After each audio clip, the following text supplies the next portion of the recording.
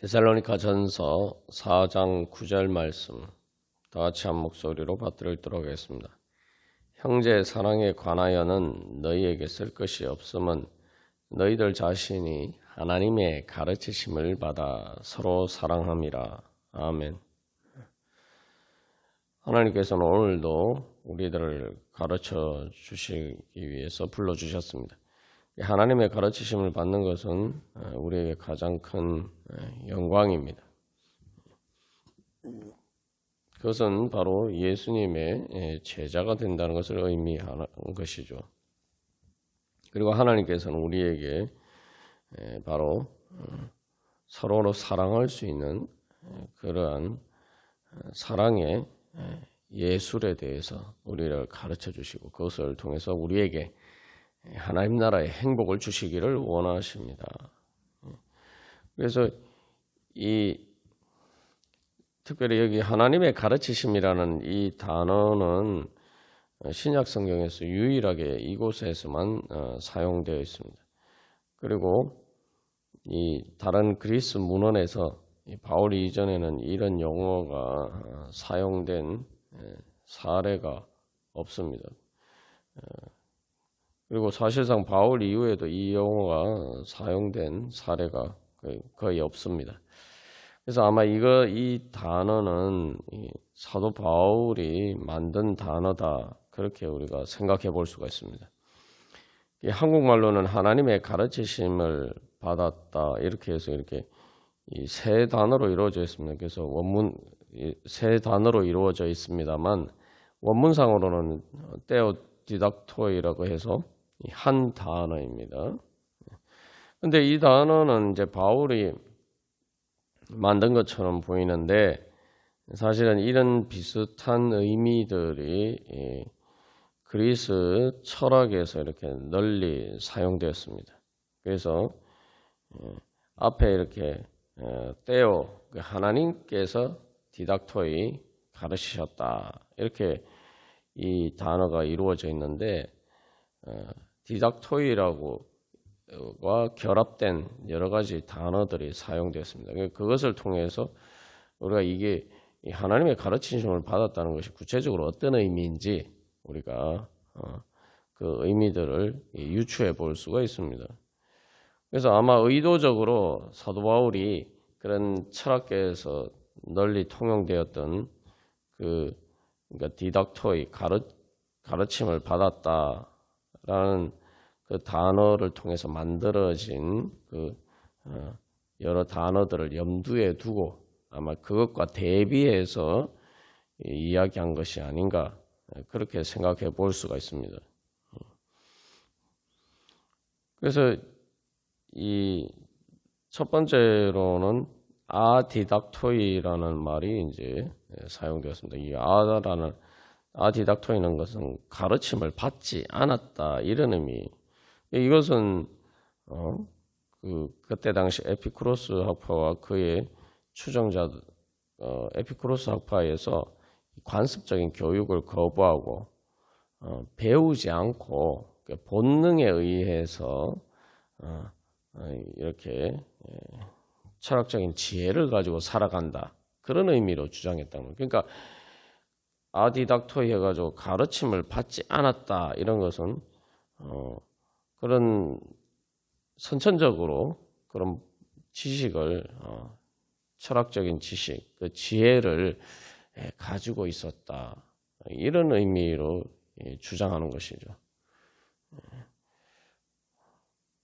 그 다음에 이제 또 아우토디닥토이라는 말도 이제 또 사용되었습니다. 이것은 이제 말 그대로 아우토라는 건 스스로라는 의미죠. 뭐 요즘도 그 자동이라는 의미에서 이 단어가 사용됩니다만, 그래서 스스로 가르친, 한마디로 말하면 독학했다 그런 의미 말도 또 많이 사용됐습니다. 이것은 뭐냐면은 이 어떤 다른 사람들에게서 배우지 않고 자기 스스로 독학했다 이것이 어떤 단순한 지식을 의미하는 것이 아니라, 그러니까 공부를 통해서 다른 사람들에게 배워서 내가 뭔가를 아는 것이 아니라 내가 실천적으로 통해서 내가 이렇게 스스로 습득한 그런 지혜를 의미합니다. 그래서 또 많은 철학자들은 나는 아우토디닥토이다 이런 식으로 이제 자랑했단 말이죠. 또 이제 필로라고 이제 유대인 헬라계 유대인인데 그 필로는 아우토디닥토스라는 말을 쓰면서 이게 이제 인간 스승이 아닌 그 하나님으로부터 직접 지혜를 받았다라는 의미로서 이제 그런 단어를 또 사용하기도 했습니다. 그래서 이게 독하겠다는 것이 단순히 이제 뭐 혼자서 독하겠다 이런 의미가 아니라 스스로 실천을 통해서 얻었거나 아니면은 이 인간 다른 사람에게서 지혜를 받은 것이 아니라 직접 하나님으로부터 지혜를 받았다 그런 의미로 사용된다는 거죠. 그래서 이런 관점에서 이제 결국은 이 아디닥토이나 아우토디닥토이 이 모두 의미들을 보면은 결국은 이제 어떤 사람에게서 가르침을 받지 않았고 자기 자신의 스스로의 본능적인 선천적인 지식을 가졌고 그리고 직접 하나님으로부터 지혜를 받았다. 뭐 이런 의미로 이제 사용된 거죠. 그런 의미들을 좀 더 이제 분명히 해서 바울은 하나님의 가르침을 받았다. 테오디닥토이라는 말을 사용하고 있는 것입니다. 그래서 이 하나님의 가르치심이라는 것은 이 사람들의 가르침과 대비해서 이야기를 하는 것이고 또한 어떤 단순한 지식적인 지식을 배운 것이 아니라 그래서 이 성령의 을 통해서 실제로 서로 사랑할 수 있는 그러한 서로 사랑할 수 있도록 그렇게 배웠다는 거죠. 그래서 이게 단순한 지식이 아니라 이제 실제로 행하는 실천을 배웠는데 그것을 어떻게 배웠느냐? 성령님을 통해서. 그래서 이제 철학자들은 본능, 선천적인 지식 얘기했지만 그것이 바로 이제 데살로니가 교회 성도들은 하나님의 가르침을 받는 성령을 통해서 성령님을 통해서 그것을 배웠다. 그렇게 이야기하고 있는 것입니다. 그래서 성령님을 통해서 단순한 지식이 아니라 실제로 행하는 실천을 실제로 행할 수 있도록 실제로 서로 사랑할 수 있도록 그렇게 배웠다는 거죠. 그래서 제가 그 사랑의 예술이라고 하는데 예술이라는 것이 그냥 뭐 머리로만 배워서 할 수 있는 게 아니죠. 실제로 내가 해봐야 돼요. 내가 해봐서 실제로 그것을 내가 예술 작품을 내가 창작할 수 있어야 돼요. 사랑의 예술도 이제 마찬가지죠. 그리고 이게 이제 그래서 또 하나님의 가르치심이다라고 할 때 그래서 결국 이 사람들의 가르침과 구분되는 것은 우리가 앞에서 자세하게 나눈 것처럼 예수님을 믿었을 때의 그 형제 사랑이라는 것이 일반 세상적인 의미에서 형제 사랑과 다르다는 거죠. 형제 사랑의 일반적인 의미에서 형제 사랑에 이야기할 때 이게 혈연 관계에 의한 사랑이죠. 그러나 이 하나님께 가르침을 받은 것은 예수 그리스도의 피를 통해서 형성된 바로 형제 자매들과의 그리고 그 예수 그리스도의 사랑을 통해서 사랑할 수 있는 그런 형제의 사랑이죠. 그런 의미에서 이제 사람들의 가르침과 구분이 되는 것입니다. 그래서 이 하나님의 가르침이라고 할 때에 이거 원래 이제 구약의 율법에서도 이제 명령이 된 것이죠. 그래서 내 이웃을 내 자신과 같이 사랑하라. 이 구약의 말씀이기도 합니다. 그리고 이 말씀을 이제 예수님께서 또한 우리가 지켜야 될 큰 두 가지 계명 중에 하나로 또 말씀하셨죠. 하나님을 사랑하고 이웃을 내 자신과 같이 사랑하라. 근데 이제 한 걸음 더 나가서 이제 예수님께서는 내가 너희를 사랑한 것 같이 너희도 서로 사랑하라. 그렇게 말씀하셨어요. 여기서 이제 중요한 것은 세 계명이라고 이야기하는 것은 단순히 사랑하라, 서로 사랑하라고 말씀하신 것이 아니라 내가 너희를 사랑한 것 같이, 예수님께서 제자들을 사랑하신 것 같이라고 말씀하시고 있단 말이죠. 단순히 사랑의 의미가 예수님의 사랑을 통해 예수님이 사랑하시는 그 사랑을 따라서 사랑해야 된다라는 것뿐만 아니라 바로 예수님께서 실제로 우리가 서로 사랑할 수 있도록 능력을 주신다는 거죠. 그렇기 때문에 이 하나님의 가르치심을 받았다는 것은 성령의 능력을 받은 것을 의미합니다. 우리가 어떤 것에 대해서 배울 때에 그 배운 것을 배우게 되면은 능력을 얻게 되죠. 뭔가를 배운다는 것은 내가 그 능력을 얻기 위해서입니다. 우리가 하나님의 가르치심을 받으면은 성령의 능력을 얻게 되는 것이죠. 그래서 여기 하나님의 가르치심에 이제 궁극이 의미하는 바는 단순히 구약의 하나님께서 가르치셨다. 또 예수님이 가르치신 그 내용을 의미하는 것을 넘어서 이제 성령님께서 가르치셨다. 성령의 능력을 받았다. 서로 사랑할 수 있는 성령의 능력을 받았다. 바로 그런 의미입니다. 그렇기 때문에 이제 사도 바울이 형제 사랑에 관하여는 너희에게 쓸 것이 없다. 형제를 사랑하라고 굳이 내가 다시 너희에게 쓸 필요가 없다라는 거예요. 왜냐하면 데살로니가 교회 성도들이 스스로 알아서 잘 하기 때문이라는 거죠. 그래서 이제 스스로 알아서 잘 한다. 그렇게 되니까 이제 앞에서 이제 아우토디닥터이, 그래서 그 아우토라는 말이 이제 보통 영어로 오토라고 하죠. 그게 그 철자가 똑같습니다. 그게 그리스 말에서 나온 것인데, 그래서 그 아우토디닥터이, 그러니까 너희가 스스로 알아서 형제를 잘 사랑한다. 근데 그렇게 될 수 있는 이유가 단순히 자기 자신의 어떤 능력이 아니라 바로 성령의 능력을 통해서 이제 다시 말할 필요 없이 알아서 잘 한다는 거죠. 이것을 통해서 사실은 이제 사도 바울이 하나님의 가르치심을 받았다라는 것은 사실 데살로니가 교회 성도들을 칭찬하는 것이죠. 너희들 스스로 알아서 잘 하는구나. 그러면서 동시에 또한 바울을 통해서 전파된 그 복음의 가르침의 권위에 대해서 이야기를 합니다. 그것이 그러니까 그 권위라는 것은 바울이 가르쳤지만 그것은 사실은 하나님께서 가르치신 것이다. 하나님께서 가르치신 것을 잘 받아들여서 이제 그것이 성령의 능력이 되었다는 것입니다.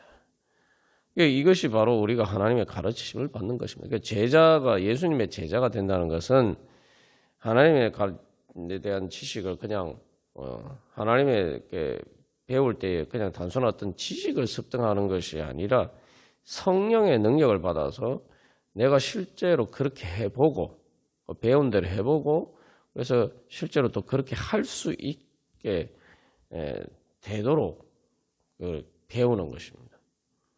앞에서도 예를 든 것처럼 뭐 예술이나 여러 가지 뭐 또 기술이나 이런 것들은 어떻게 보면 단순히 지식만 가지고는 내가 기술자가 될 수가 없죠. 예술가가 될 수가 없어요. 내가 실제로 그것을 실습을 해서 내가 실제로 그렇게 잘 할 수 있어야 돼요. 그래야지 기술자가 되고 예술가가 되는 거죠. 하나님의 가르치심을 받는 것도 바로 마찬가지입니다. 우리가 성령의 능력을 받아서 실제로 그렇게 잘 할 수 있도록 훈련받아서 이제는 자기 스스로 능력을 얻어서 그렇게 할 수 있는 거죠. 그래서 배울 때는 이제 아직 익숙하지 않지만 잘 배워서 우리가 흔히 이야기하는 것처럼 마스터한다 이죠. 그래서 장인을 마스터라고 또 이야기하는데 그게 뭡니까? 완전히 그것을 내가 숙련이 되어서 이제는 따로 배우지 않아도 내 스스로 알아서 이렇게 잘 스스로 터득해서 이제 할 수 있게 되는 거죠. 그래야 이제 사실은 이제 배운 거죠. 얘는 뭐 기술 예술뿐만 아니라 학생들이 뭐 수학을 배워도 수학을 듣기만 해가지고서는 그게 배운 게 아니죠. 수학 문제를 자기가 이제 배워서 또 여러 가지 풀어보고 해서 문제를 풀어보고 해서 실제로 이제 그 어떤 문제가 나왔을 때에 자기 스스로 이렇게 그 문제를 풀 수 있으면은 그게 이제 배운 거죠.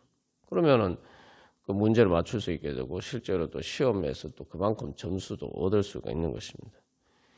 그게 여기서 그래서 하나님의 가르침을 받는다는 것은 실제로 성령의 능력을 통해서 서로 사랑할 수 있게 되는 것을 의미합니다. 이것은 이제 바로 하나님께서 주신 새 언약이죠. 하나님의 가르치심이라고 하는 것은 바로 새 언약의 특징입니다. 그래서 예수님께서 내가 너희에게 새 계명을 주노라 이렇게 말씀하셨는데 그 새 계명이라는 것은 단순히 뭐 그 구약의 그 사랑에 대한 이웃 사랑에 대한 말씀을 예수님이 재해석하신 것뿐만 아니라 바로 그 계명을 행할 수 있는 이 능력을 주신다는 거죠. 그게 바로 새 언약이에요. 그래서 이제 실제로 이제 구약에서 이게 예언이 된 것입니다. 그래서 구약에서도 이 테오디닥토이라는 말은 없지만 디닥투스 테오라고 해서 이사야 54장 13절에서 내 모든 자녀는 여호와의 교훈을 받을 것이니 내 자녀에게는 큰 평안이 있을 것이며 그렇게 하나님의 예언의 말씀이 있어요. 이 말씀은 이제 이스라엘 백성들이 바벨론 포로가 되어서 그들을 다시 하나님께서 회복시키셨을 때에 바로 그들의 이제 하나님께서 그들을 구원하셨을 때 그들이 구원받았을 때에 바로 그들에게 주어지는 은혜란 말이죠. 그러니까 이 하나님의 가르치심을 받는다는 것은 바로 구원의 증거입니다. 하나님의 자비와 은혜의 증거예요. 그래서 이사야 54장 13절에서 이 사실은 사도 바울이 단순히 그런 의미로 이 용어를 하나님의 가르치심을 받았다라는 용어를 사용한 것으로 보는 것입니다. 그렇기 때문에 이것은 이제 그 철학적인 개념과도 관련이 있으면서 동시에 이제 구약의 예언의 말씀이 예수님 통해서 이루어졌다는 게 교회 가운데 이루어졌다는 거죠. 그래서 이 이사야 54장 13절 말씀 이제 앞을 보면은 하나님께서 영원한 자비로 이스라엘 백성들을 긍휼히 여기셨다. 그래서 노아의 홍수와 같이 하나님 심판하시지 않으시고 그래서 하나님께서 다시 불쌍히 여기셔서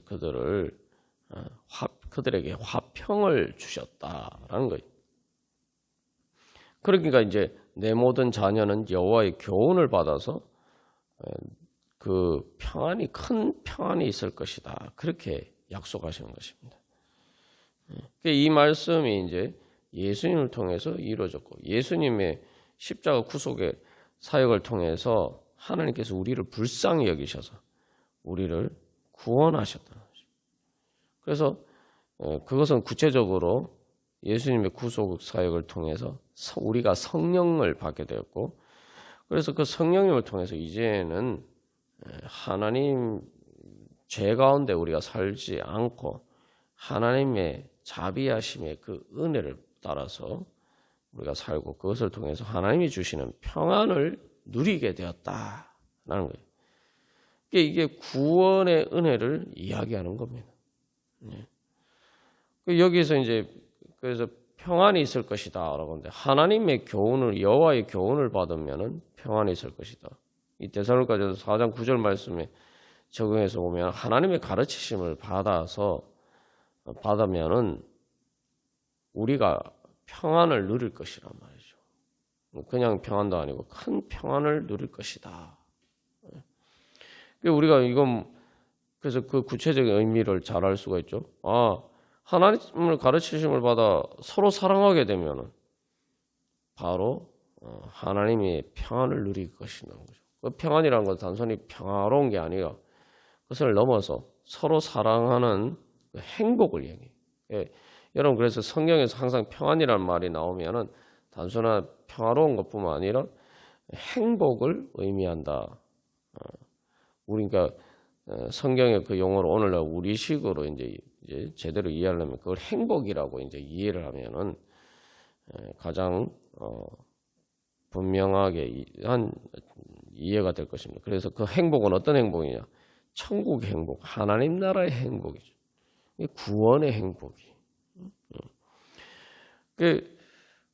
그래서 서로 사랑하게 되면은 당연히 평화롭게 되죠. 화해하게 되고 화목하게 되고 그래서 평화롭게 되고 한 걸음 더 나아가서 행복하게 되죠.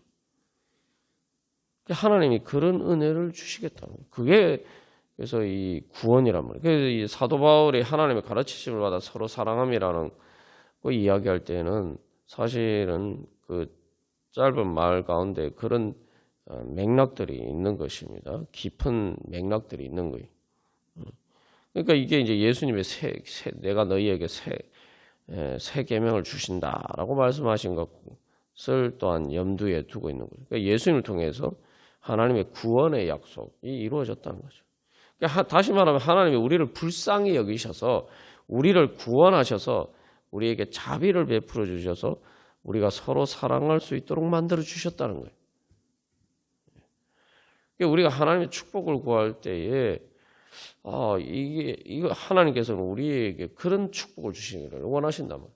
하나님 우리를 구원하기를 원하시고 우리를 구원해 주시려고 하실 때 바로 하나님 이런 축복을 주시기를 원하신단 말이죠. 근데 우리가 구원이나 하나님의 축복을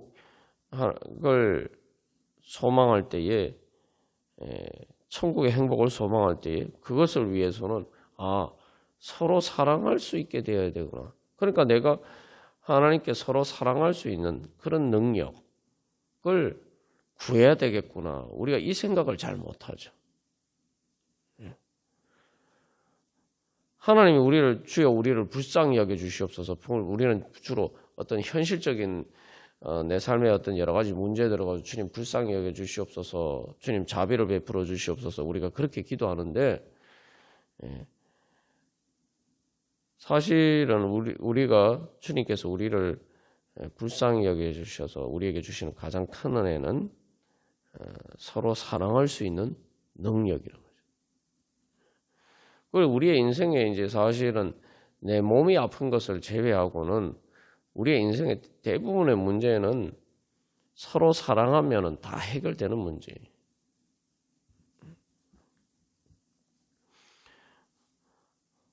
이 죄라는 것을 통해서 결국은 아담과 하와가 선악과를 따먹고 난 다음에 서로 이렇게 부끄러워하게 되고 서로 이렇게 가리게 되고 또 아담과 하와가 불화하게 된 것처럼 또 서로 아담이 하와의 탓을 하면서 결국은 관계가 깨어졌죠. 서로 사랑할 수 없게 됐단 말이에요. 거기에서부터 인간의 이제 그 불행이 본격적으로 시작되는 거죠. 그래서 하나님께서 우리를 불쌍히 여기셔서 우리를 죄에서 구원해 주셨다. 이게 잘 생각해요. 죄에서 구원해 주셨다. 그 죄를 통해서 우리가 서로 사랑할 수 없게 된 거죠. 그러니까 하나님께서 우리를 죄에서 구원해 주시면 우리가 이제 서로 사랑할 수 있게 되고 그래야 내가 행복할 수 있는 거죠. 내가 아무리 현실적인 문제가 물질적인 문제나 이런 것들이 다 해결돼도 건강 문제도 해결돼도 우리가 서로 사랑할 수 없으면은 행복을 누릴 수가 없어요. 그게 이제 가장 어떤 본질적인 행복의 조건입니다. 그래서 하나님께서 우리를 불쌍히 여기셔서 불행하게 사는 우리들을 불쌍히 여기셔서 우리라 하여금 행복하게 살 수 있도록 하나님 나라의 평안 가운데를 불러주셨고 그래서 하나님께서는 우리에게 이제 성령님을 통해서 우리로 하여금 서로 사랑할 수 있는 능력을 주셨단 말이에요. 그 다시 말하면 우리가 이제 행복할 수 있는 능력을 주셨다는 거죠. 그게 하나님 나라의 행복을 얻을 수 있는 능력을 주셨다는 거예요. 데살로니가 교회 성도들은 이제 그 하나님의 은혜를 받아서 이제 그렇게 서로 사랑할 수 있게 되었다라는 것입니다. 그래서 우리가 오늘도 주님 앞에 나아갈 때에 바로 그런 은혜를 구하면서 나아간다면, 그래서 내가 하나님의 사랑을 받아서 하나님 사랑하고, 그래서 그 사랑으로 충만하여서 성령님을 통해서 하나님의 사랑이 충만하여서 예수님처럼 먼저 사랑하고, 그래서 우리가 서로 사랑하는 그 행복을 누릴 수 있도록 주의 성령님께서 오늘도 가르쳐 주시고 인도하여 주시옵소서. 서로 사랑할 수 있도록 가르쳐 주시고 인도해 주시옵소서. 우리가 그렇게 말씀을 따라서 기도한다면 하나님께서 우리를 불쌍히 여기셔서 우리에게 오늘 또 그 은혜를 베풀어 주셔서 하나님 나라의 행복으로 충만케 해 주실 줄 믿습니다. 다 같이 기도드리시겠습니다.